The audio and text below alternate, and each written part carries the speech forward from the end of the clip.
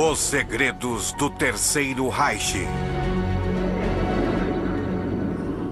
O ouro nazista. Em 1945, os nazistas estavam em fuga. Os aliados avançavam e estavam prestes a invadir as fronteiras ocidentais da Alemanha. Mas no coração sulista do Império de Hitler, pairava a ameaça do desconhecido.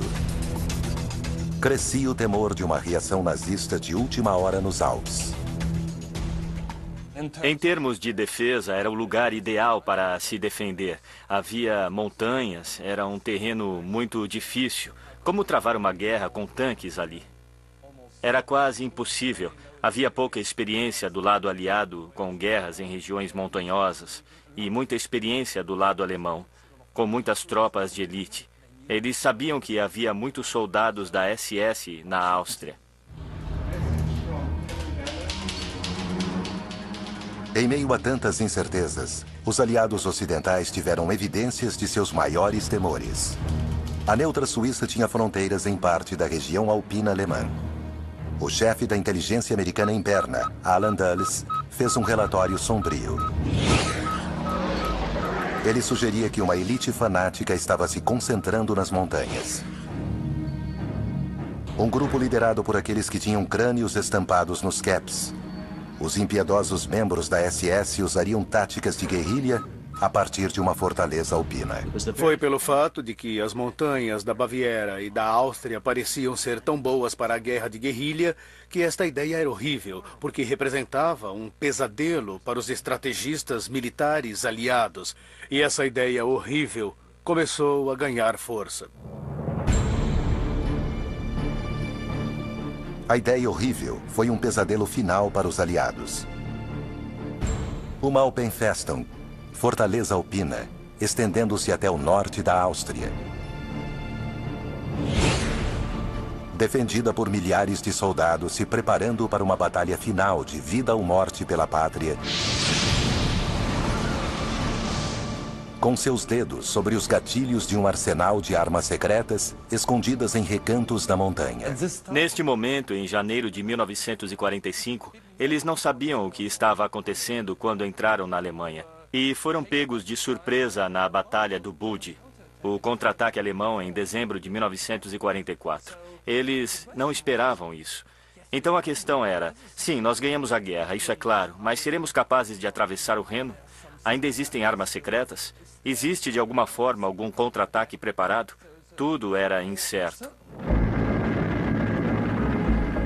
A incerteza e o medo das chamadas armas maravilha eram compreensíveis. Os alemães já tinham desenvolvido mísseis balísticos e aviões a jato. E outras armas mais terríveis e mais destrutivas estavam nas pranchetas de desenho nazistas.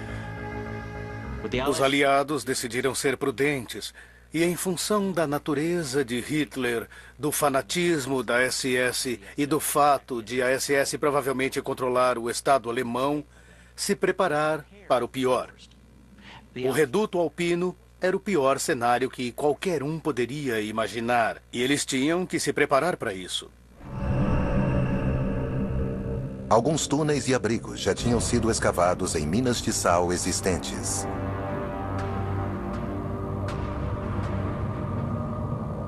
Ainda hoje, as ruínas da suposta fortaleza alpina estão muito bem escondidas.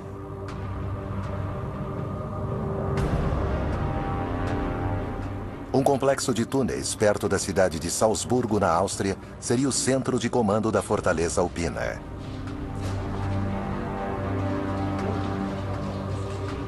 Esses túneis também foram usados para construir aviões e foguetes, depois que bombardeios aliados reduziram fábricas alemãs convencionais a escombros. De acordo com os projetos para a Fortaleza Alpina, este é o lugar onde o alto comando da SS ficaria, liderada por Himmler. Os documentos de Himmler em Berlim já tinham sido embalados e endereçados. O complexo tem 6.000 metros quadrados e o projeto previa 22.000 metros quadrados. Além dos abrigos subterrâneos, os alemães pareciam estar recrutando homens na região. nazistas veteranos reunidos nos Alpes.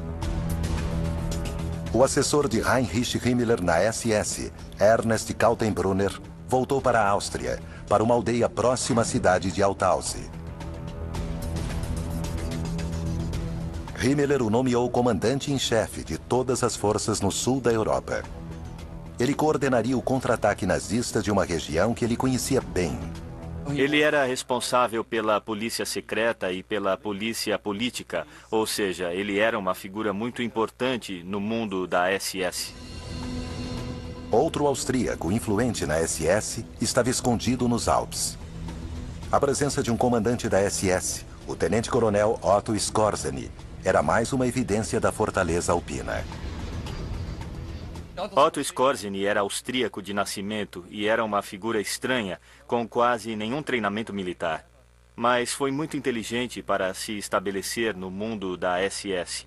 E neste momento da guerra, em abril de 1945, ele estava no comando do que chamamos de Forças Especiais da SS, as unidades de comando.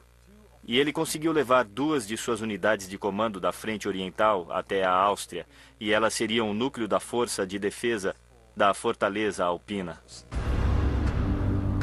A região da fronteira sul da Baviera e da Áustria já estava repleta de antigos túneis de mineração. Alguns deles foram ampliados e utilizados para construir armas. Schwarz abriga antigas minas de prata austríacas perto da fronteira alemã.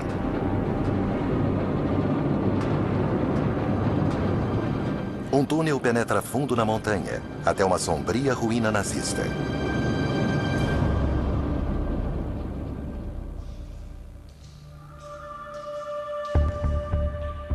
O mundo subterrâneo, úmido e escuro, costuma ser proibido aos visitantes.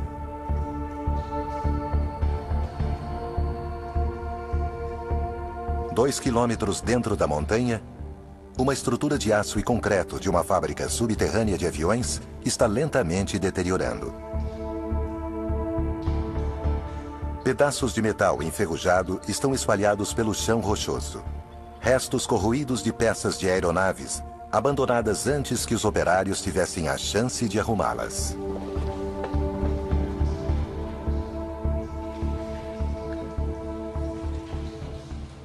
Todo o complexo está no estado em que estava quando foi deixado após a detonação.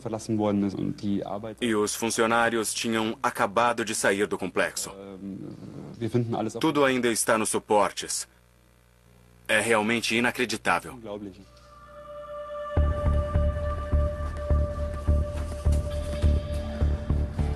Bem abaixo da superfície, longe da ameaça dos bombardeios aéreos aliados, os antigos túneis de mineração eram locais ideais para construir armas, incluindo uma nova geração de aviões que os nazistas pretendiam usar para conter o avanço dos aliados.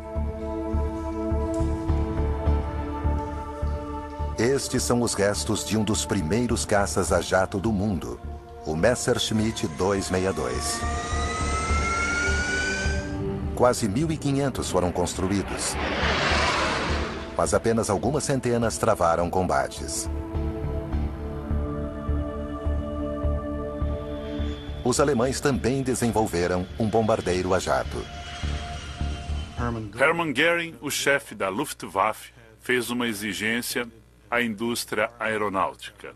Ele queria uma aeronave de 1.000 quilômetros, 1.000 quilômetros de autonomia, que voasse a 1.000 quilômetros por hora, levando 1.000 quilos de bombas. E na época era uma exigência muito difícil para qualquer fabricante atender. Engenheiros alemães superaram outro grande desafio e criaram o primeiro míssil balístico de longo alcance do mundo, o V2. O chefe da SS, Heinrich Himmler, foi um dos muitos líderes nazistas que visitaram o local de teste do V2 em Peenemünde. Mais de 1.000 mísseis V2 foram disparados contra a Inglaterra. Eles eram o auge da tecnologia de foguetes na época, voando a cerca de 80 quilômetros acima da Terra. o V2 trouxe medo e devastação. Estima-se que esses mísseis mataram quase 3.000 pessoas. Lançados a partir de rampas móveis, os foguetes V2 eram outra ameaça em potencial da fortaleza alpina.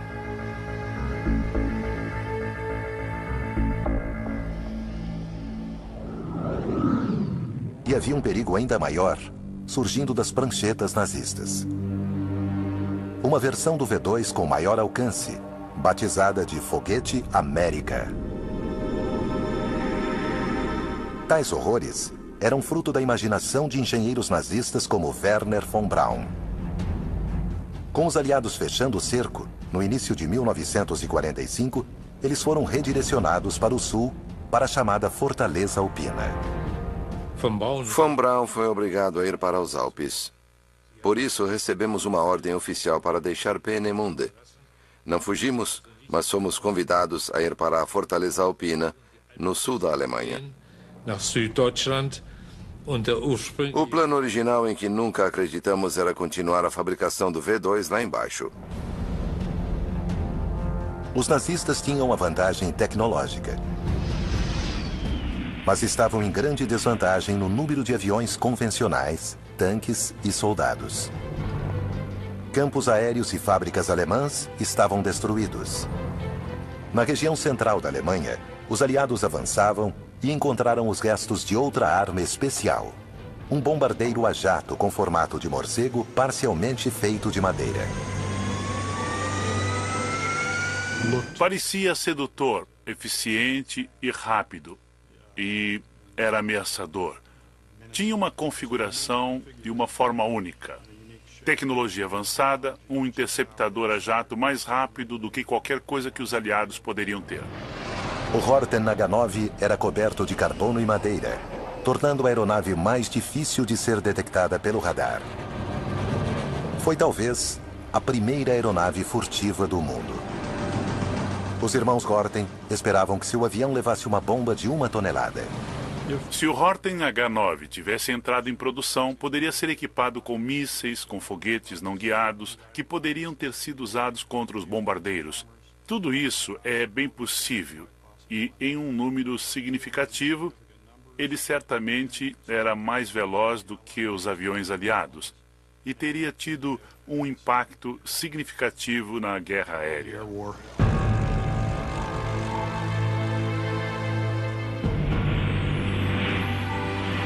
Aviões convencionais estavam ganhando a guerra para os aliados. Mas a possibilidade de um contra-ataque alemão nos Alpes levou a uma mudança de tática. Ameaças potenciais, como a dos engenheiros especialistas em foguetes de Hitler, tinham de ser impedidas de chegar às montanhas no sul do país. O general Eisenhower, por causa do medo de uma campanha nazista nas montanhas do sul da Baviera e da Áustria, decidiu cortar a Alemanha ao meio, para evitar que tropas da Wehrmacht e da SS na parte norte da Alemanha fossem para o sul, para Baviera e Áustria. Eisenhower mudou o rumo de seu principal ataque e seguiu para o sul na direção dos Alpes. Ele não queria vê-los encher as montanhas com materiais, munições e com soldados. Assim, a estratégia aliada foi diretamente afetada. Quanto tempo levaria para derrotar 300.000 nazistas armados até os dentes nas montanhas? Ninguém sabia. Os engenheiros de foguetes da costa do Báltico evitaram o avanço aliado e chegaram aos Alpes.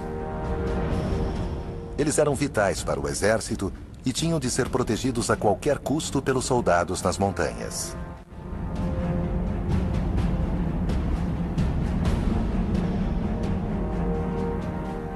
Originalmente, a SS tinha planejado que todos nós nos mudaríamos para os alojamentos do exército. Eles queriam nos concentrar lá. Mas uma bomba poderia matar toda a equipe. E isso convenceu o comandante da SS de que deveríamos nos espalhar pelo país. Engenheiros de foguetes não foram os únicos bens levados para a segurança relativa dos Alpes. O Banco Central de Berlim foi bombardeado. Ouro, dinheiro e outras reservas não estavam mais seguros na capital. Centenas de milhões de dólares do governo e de tesouros privados foram enviados para o sul. Acredito que foi a única vez na história que tamanho valor foi reunido. Um tesouro de valor incalculável foi concentrado em uma área ao mesmo tempo. Grande parte do ouro do Banco Alemão deixado em uma mina foi recuperada pelos aliados. Uma pequena porcentagem permaneceu desaparecida. Ainda existem relíquias nazistas nos túneis, minas e lagos alpinos ao longo das fronteiras no sul da Alemanha. Alguns acreditam que o lendário tesouro nazista ainda está escondido na região onde os discípulos de Hitler planejavam erguer uma fortaleza alpina.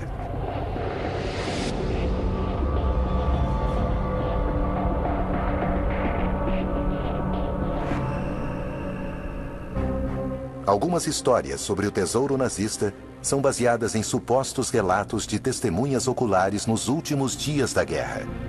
Mas nem tudo pode ser considerado fantasioso. Uma fila de mulas subindo uma montanha dos Alpes uma noite chamou a atenção. Alguns moradores, que tinham relativamente pouco a ver com a confusão da guerra, perceberam que tinha alguma coisa acontecendo, inclusive minha mãe. Ela era jovem e depois de fazer as tarefas nos estábulos, uma noite, ela viu uma fila de mulas subindo a montanha. Uma coisa que ela sempre fala é que havia uma mula branca no meio delas. A mãe de Eva Sturme viu o que deveria ser um transporte secreto de centenas de barras de ouro no valor de milhões de dólares. O segredo não durou muito tempo. Este ouro também foi recuperado por soldados americanos que ficaram sabendo da fila de mulas no meio da noite.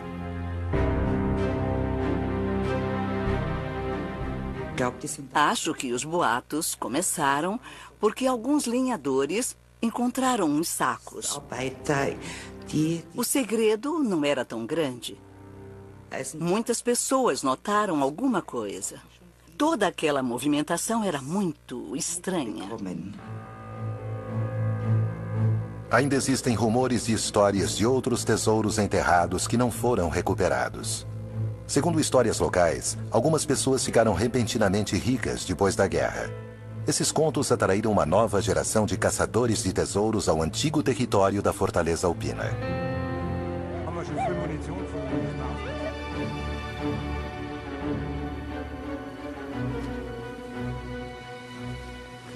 Tem alguma coisa aqui.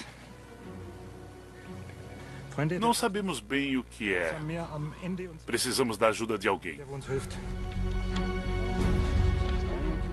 Uma equipe antibombas confirma que eles estavam certos em serem cautelosos.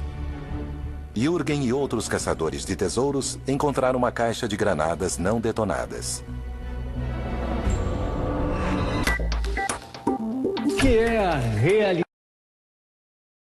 Segue para o leste, até os belos lagos e montanhas de Salzkammergut, perto de Salzburgo, na Áustria. A região também seria parte da Fortaleza Alpina e é outro lugar onde existem histórias de tesouros escondidos. Também havia caixas de tesouros vindas da SS e do Ministério das Relações Exteriores. Todos levaram seus tesouros individuais, digamos assim, para essa área. Além de ouro, obras de valor inestimável tiradas de colecionadores particulares, igrejas e museus foram enviadas para o sul. Hitler pretendia exibir a arte roubada por seus agentes em um museu especial em sua cidade natal de Linz, na Áustria. Mas com a proximidade da derrota, os tesouros foram enviados para as minas de sal para serem guardados. Mas nem todos precisavam da proteção da atmosfera rarefeita de uma mina.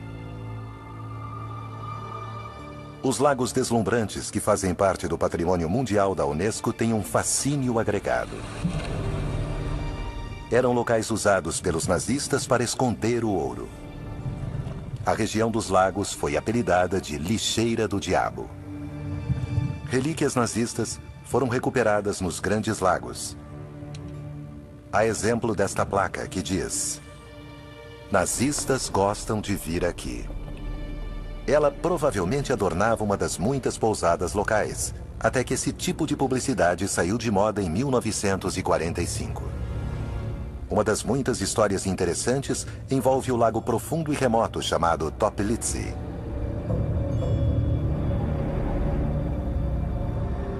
Um fazendeiro local foi chamado na calada da noite para ajudar homens da SS a despejar inúmeras caixas pesadas dentro do lago, repletas de ouro e de arquivos secretos nazistas.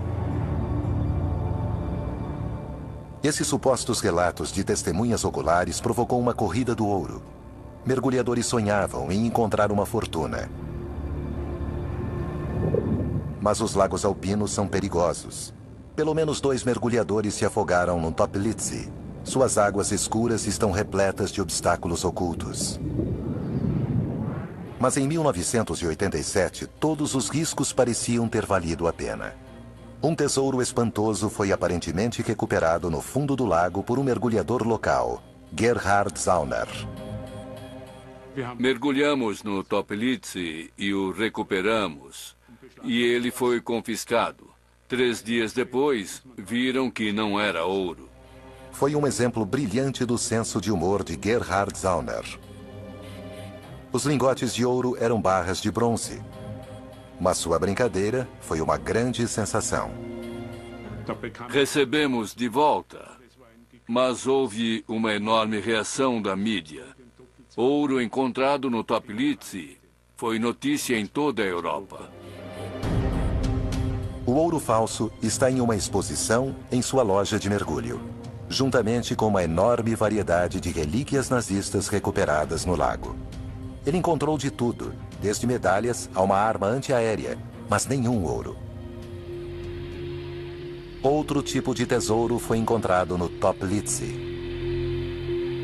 Nos anos 80, o biólogo Hans Frick foi às profundezas do lago em busca de uma riqueza da vida selvagem. O biólogo encontrou um verme desconhecido, mas não foi isso que ganhou as manchetes. O lago revelou um intrigante segredo de guerra. Maços de notas de libras britânicas, perfeitamente preservadas no lodo do fundo do lago. Foi a segunda vez que notas britânicas foram encontradas no Toplitzky. Eu sabia que os austríacos tinham limpado o lago durante os trabalhos de recuperação de um mergulhador alemão em 1963. Por isso, fiquei surpreso ao encontrar essa enorme quantia de dinheiro lá embaixo. Talvez seja isso que estava nas caixas que um fazendeiro local afirmou ter visto quando ele supostamente ajudou a SS a jogá-las no lago. Uma máquina de impressão também foi encontrada. Uma relíquia das tentativas nazistas de sabotagem econômica. Eles visavam a economia britânica, o sistema monetário britânico. A ideia por trás das notas falsificadas era provocar inflação na Grã-Bretanha. As notas eram impressas no campo de concentração de Sachsenhausen. Além da falsificação de dinheiro, os prisioneiros também eram forçados a trabalhar em fábricas subterrâneas de mísseis. Mittelbau-Dora era um deles. Ele não ficava nos Alpes da Baviera, mas nas montanhas Harz, no centro da Alemanha. Quando as forças americanas libertaram o campo, restavam apenas algumas vítimas vivas. Os engenheiros de foguetes tinham sido levados para o sul, até a chamada Fortaleza Alpina.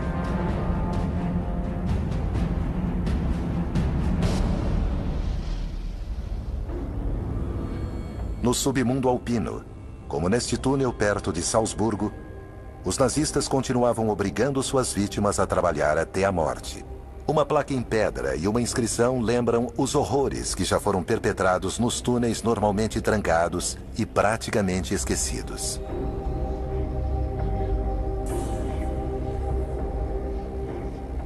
Prisioneiros poloneses, italianos e franceses do campo de concentração de Mauthausen estavam entre aqueles forçados ao trabalho escravo.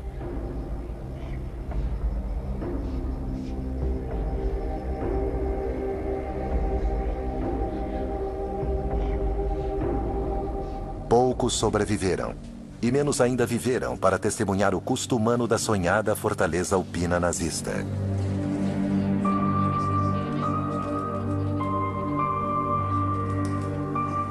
Alguns voltaram para homenagear vítimas de Mauthausen, como o padre austríaco Johann Gruber, que contrabandeava comida e dinheiro para o campo de concentração, mas foi descoberto. E o padre francês Père Jacques, que era enviado aos campos para tentar salvar meninos judeus do Holocausto. Nenhum dos dois pôde se salvar. Mas o colega prisioneiro Jean Monnet conseguiu permanecer vivo. Eu já estava no alojamento para os moribundos. Pensei que estava tudo acabado para mim. Mas amigos meus me levaram para o acampamento central e me esconderam lá por 14 dias. E então fomos libertados. Eu estava pesando 38 quilos. Estava muito magro.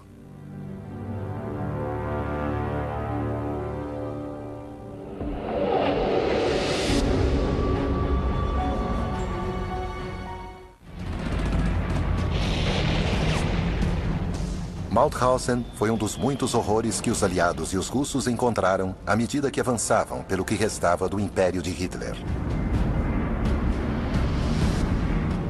O regime responsável pelo assassinato de milhões de pessoas estava em ruínas.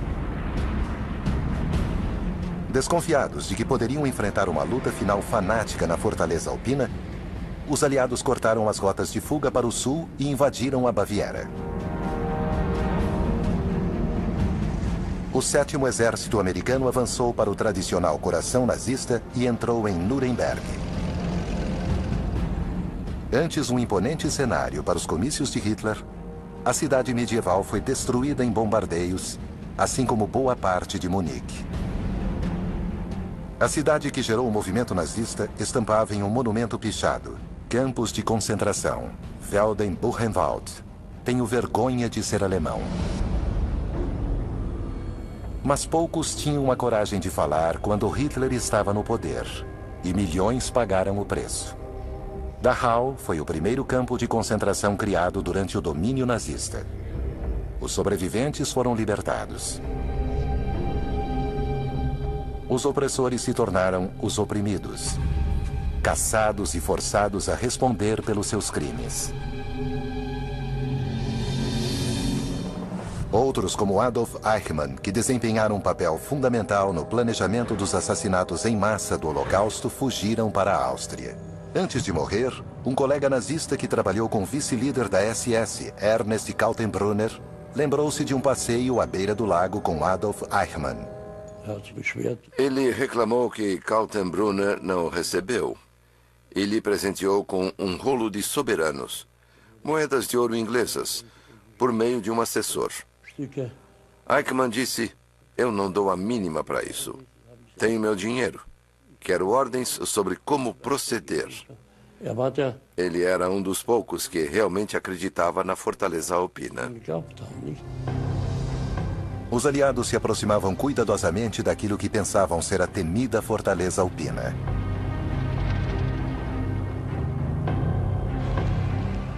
No sul da Áustria, a guarnição alemã na Itália se rendeu.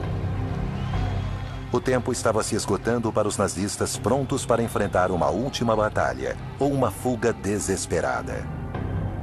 Os aliados continuaram seu avanço em torno das montanhas, onde forças fanáticas alemãs poderiam travar uma batalha final.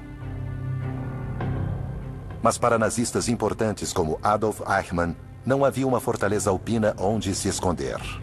Ele foi capturado, mas depois escapou. Outros, como o assessor de Himmler, Ernest Kaltenbrunner, usaram a ameaça de uma fortaleza alpina como moeda de troca. Ernest Kaltenbrunner percebeu que a guerra tinha acabado e queria se salvar. Então ele pensou: Existe uma fortaleza alpina e existe o perigo de uma última batalha. E ele sabia que os britânicos e os americanos estavam ansiosos para acabar com a guerra o mais rápido possível. Então, ele aumentou o risco de uma última batalha para que pudesse dizer: bem, eu posso evitar isso. Se vocês me salvarem, se eu estiver seguro, vou fazer de tudo para evitar uma última batalha. Kaltenbrunner foi um dos muitos criminosos de guerra nazistas que pensaram que poderiam negociar e sair impunes dos assassinatos. Karl Wolff tinha participado da deportação dos judeus da Itália para Auschwitz. Ele tinha que vender alguma coisa para se salvar. E então o que ele ofereceu foi a chave para abrir a fortaleza alpina. Quando chegaram nos Alpes, os aliados perceberam que não havia nenhuma fortaleza. Nenhum fanático empunhando uma arma maravilhosa numa última batalha. O problema é que, se quiser ter uma fortaleza, você tem que construir uma fortaleza. Tem que ter tempo para construir fortificações, valas, arame farpado, abrigos, qualquer coisa. Era tarde demais. Mesmo que perguntássemos o que aconteceria se houvesse uma fortaleza, eles não tinham condições de resistir a mais que 1 ou 2 dias de batalha. Para alguns nazistas do alto escalão, a fortaleza alpina foi um ardil que lhes deu tempo para escapar da justiça.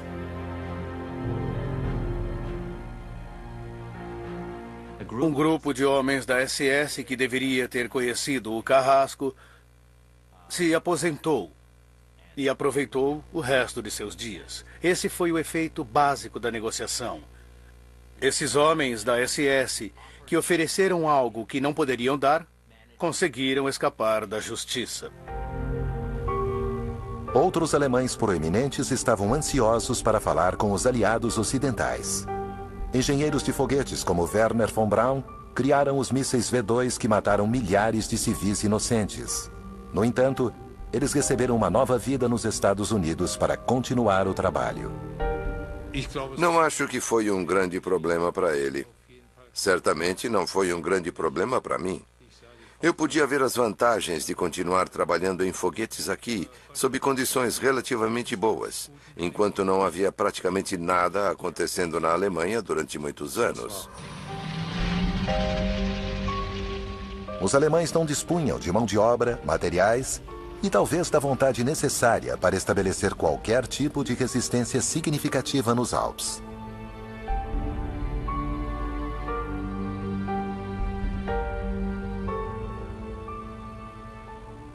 A Wehrmacht e a Waffen-SS estavam derrotadas. Em abril de 1945 não restava quase nada. Por isso houve resistência a oeste do Reno, mas quase nenhuma a leste do Reno. Houve resistência na Hungria de unidades radicais da SS, mas não na Áustria. Nada foi preparado. Não havia fortaleza. Não havia nada lá. Havia apenas lagos pacíficos. Uma pacífica região alpina. Havia primavera, clima agradável. Na calma que se seguiu à queda de Hitler, nazistas menos conhecidos como Adolf Eichmann fugiram.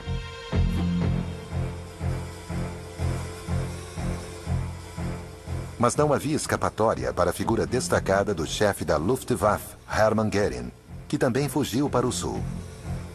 Seus gostos extravagantes iam além de uniformes elaborados. O marechal era um ávido colecionador de arte. Mas as obras de arte de líderes nazistas como Göring e Albert Speer vinham de fontes duvidosas. Ironicamente, parte das obras de arte dos nazistas foi escondida na Áustria, de onde tinham saído tiradas de proprietários judeus após a anexação nazista em 1938. Neste Super Domingo, o assunto é sexo animal. Você vai... Eles criaram um sistema organizado de expropriação chamado arianização. Eles registravam as propriedades, os bens de judeus na Áustria e, em seguida, sistematicamente tomavam sua riqueza. As coleções de arte eram parte desse processo ativo de extração e negociantes de arte alemães entravam em cena e retiravam de forma sistemática, metaforicamente falando, sob a mira de um revólver, as coleções de arte de negociantes e colecionadores judeus. Milhares de obras de arte destinadas ao Museu de Hitler foram recuperadas em uma mina de sal austríaca. O assessor de Himmler, Ernest Kaltenbrunner, também foi capturado em seu esconderijo alpino. Ele foi julgado por crimes de guerra e enforcado em outubro de 1946.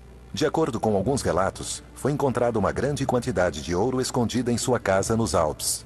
O líder da SS, Otto Skorzeny, também foi capturado. Ele também disse ter uma grande quantidade de ouro nazista.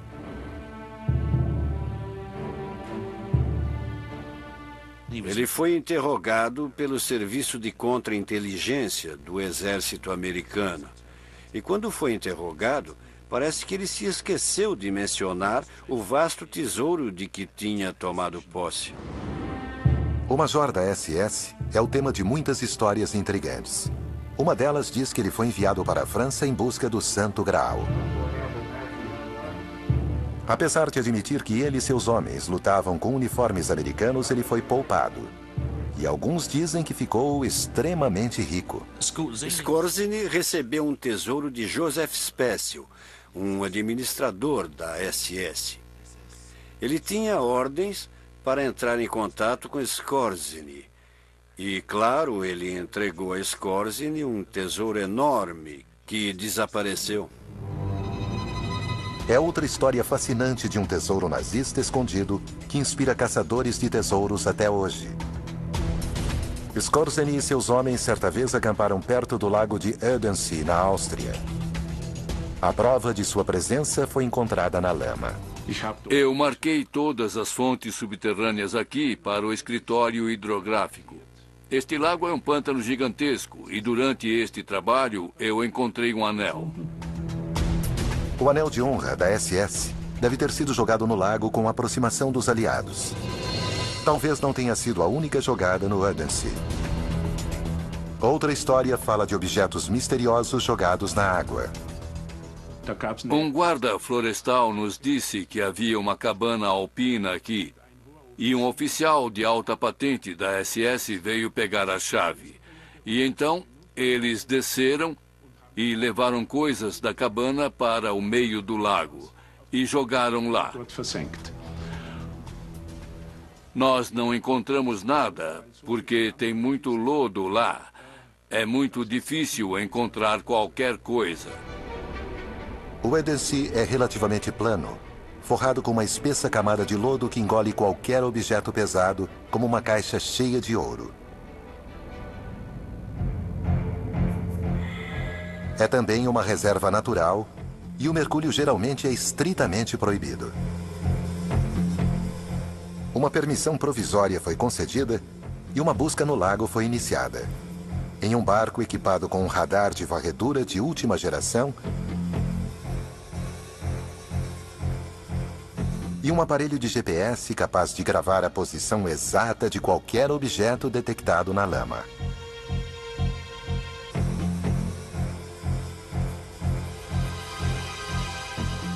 O mapeamento no fundo do lago revelou um objeto em forma de caixa no lodo. Seria o ouro de Otto Skorzeny? Autoridades florestais austríacas não se impressionaram e proibiram qualquer mergulho. Pelo menos um historiador também é extremamente cético. É tudo um mito motivado por essa ideia de Indiana Jones. É uma boa história para um filme de Hollywood, mas não tem nada a ver com a história. Sabemos que algumas vezes eles tentaram esconder ouro, mas tudo foi recuperado rapidamente. Mas lendas, como a do tesouro de Skorzeny, não vão desaparecer.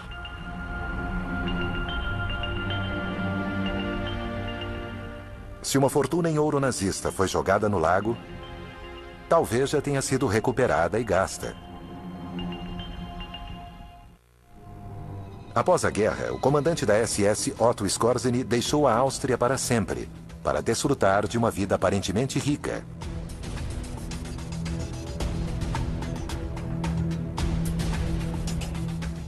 Skorzeny foi colocado em um campo de prisioneiros de guerra.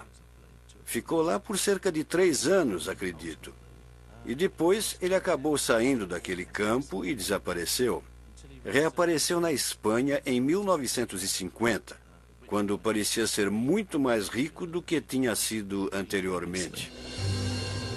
Otto Skorzeny foi entrevistado em sua casa de verão em Maiorca em 1973. Sob o governo do ditador fascista Franco, a Espanha era um refúgio seguro para os nazistas não arrependidos.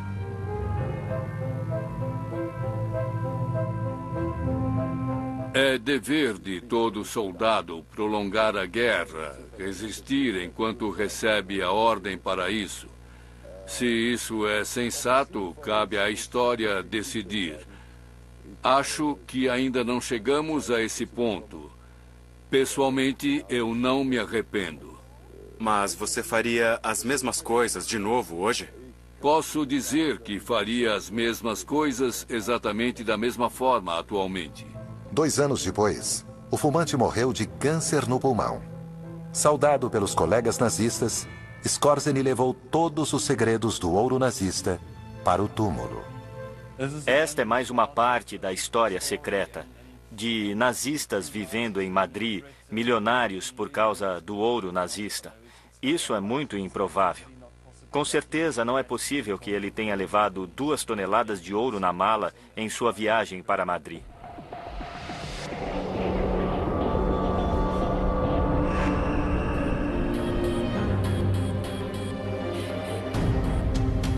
Na cidade alpina de Garmisch, na Alemanha, a caça ao ouro nazista continua.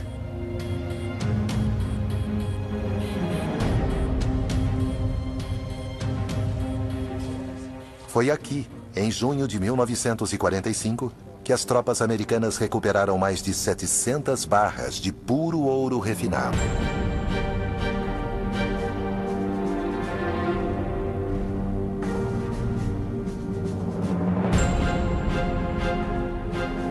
O tesouro valia centenas de milhões de dólares.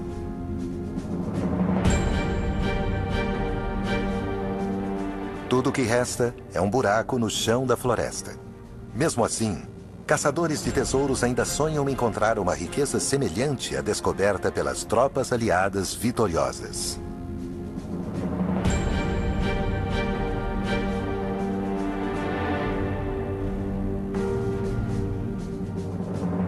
O tesouro recuperado foi transferido para uma comissão especial dos aliados. Uma grande parte do tesouro foi encontrada nos anos 1940, mas uma enorme quantidade simplesmente desapareceu. Parte foi roubada, mas uma parte pode muito bem ainda estar lá. E alguém, algum dia, pode encontrar. É uma perspectiva que continua motivando os caçadores de tesouro nas colinas e lagos da região alpina, onde antes se imaginava ser uma fortaleza. Mas tudo não passou de um mito. Não havia fortaleza e nenhuma resistência heróica nas montanhas da Alemanha e da Áustria. A exemplo da fortaleza alpina, as lendas do ouro nazista também parecem ser nada mais do que um mito. No entanto, a busca nos recantos e penhascos continua. Lagos alemães e austríacos revelaram uma variedade de relíquias nazistas. Toneladas de detritos de guerra foram recuperadas das águas profundas do Toplitzky. Bombas, minas e foguetes, mas nenhuma caixa de ouro. Ninguém joga ouro em um lago profundo, porque é simplesmente impossível recuperar depois. Por isso, é muito improvável, extremamente improvável, que exista alguma coisa no fundo de algum lago austríaco.